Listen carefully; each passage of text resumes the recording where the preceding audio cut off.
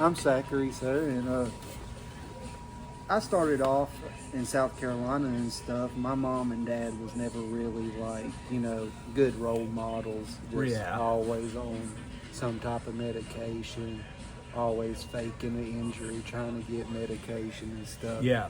So I really never got, you'd go to one school for probably 3 months, and then you'd go to another school on the other side of the county for 3 months. But when I turned 12, my grandmother had passed away, and when she passed away, my dad was in prison. He wouldn't get out of prison until my senior year of high school, and I was just like, Mom wasn't cutting it, and I was just like, I'm moving in with my buddy. And his mom and dad and him and all of them took me in. Isn't that nice? Yeah, I like, and they had it. I'm not gonna say they had it made, but they had a handmade pond in the backyard of their house, a 3-story house. Oh, wow. So I would get Were off, there fish in the oh pond? yeah, that's what I was going. I get off of football practice probably around 7 or 8, and I'll just go fishing. And What stuff. kind of fish were in there? Bass, crappie, brim.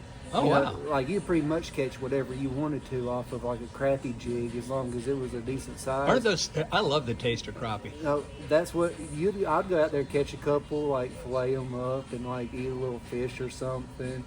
It was just nice and peaceful, and I really needed it. But whenever I turned 18, I ended up working at like UPS and working at the Slate Bowling Fish Camp, and I needed a car, and I ended up getting a PT Cruiser, and it blew up within a month of getting it. Oh. So my grandfather and my grandmother was just like, we'll get you a car, co-sign for it and everything. Well, they pretty much took it and held it over my head to the point where I was having to stay there instead of staying with my friends and stuff Right. that's been taking care of me. And I was just like, I don't want to live here. Like, I don't want to be around Right. my mom or my Yeah. dad. Like, they ain't done what they were supposed to do and stuff. Right. Like, And you want to get free of that. yeah, so I ended up staying there for like a month while I was working at the UPS and stuff. And then when I went back to the house I was staying at with my friend, obviously I was 18. I just graduated high school, and it was just like, you ain't been here in 3 months or 2 months or something like that. And it was just like, it's not a rent-a-shop type thing. Right. And I was just like, and I agreed. I was just like, yeah, I am 18. It's time for me to go on and stuff. Well, my cousins, they lived up here, and they moved to the beach down in Southport, North Carolina. Oh, wow. And when they moved to the beach, I pretty much called my cousin, and I was just like, how would you feel about me, like, roommating with y'all and stuff like that? I said, I'll take the power bill or whatever. And then I was doing, like, the front of the house beach restaurant work, so you was making double, triple what you would in, like, this little area.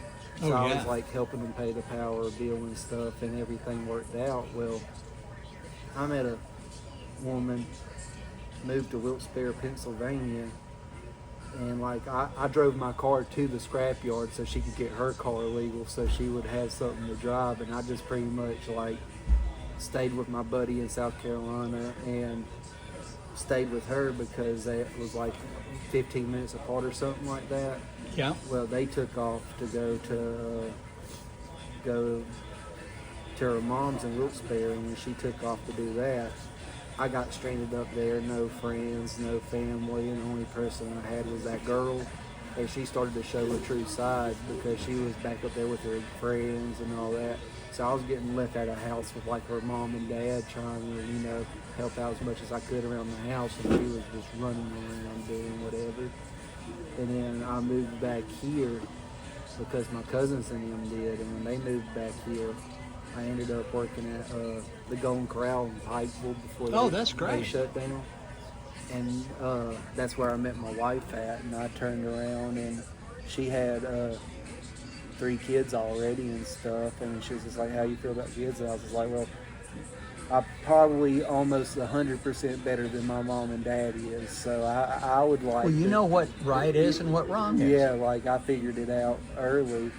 And that's where the manners and stuff come in. Like, I really don't hear nobody around here go, yes, sir, no, sir, yes, ma'am, no, ma'am.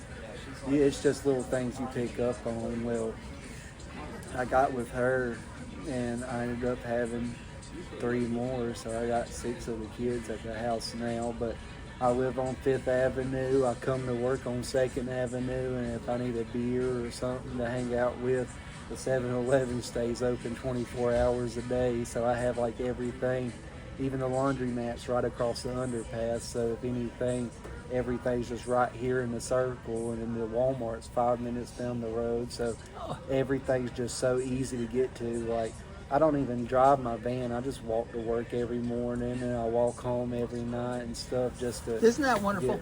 Yeah. Well, you are doing the best thing we can do is try to do better than our parents did. And it's hard to do. Like, and you have done that. I know you got other customers, but I didn't want to tell you how much I appreciate you talking with me. yes, sir. I appreciate You're the you. best. Thank you for coming in and stuff. And like I said, I really like